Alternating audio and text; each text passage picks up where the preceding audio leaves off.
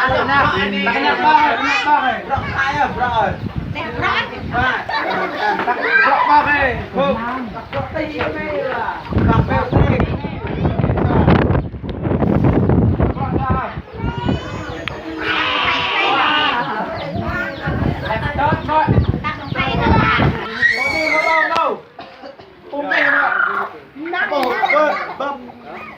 Một hai cái vấp cái nào nó làm thôi mèo cái này làm hồ nó tạ hồ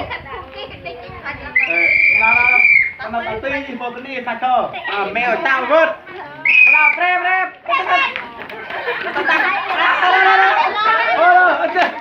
đây à cả tự nhiên tôi sạch tạ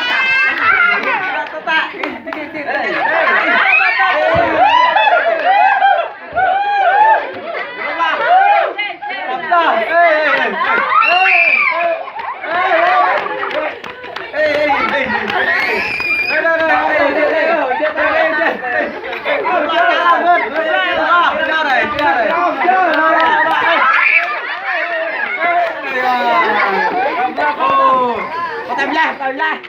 Rồi mà người ta tao bên tận.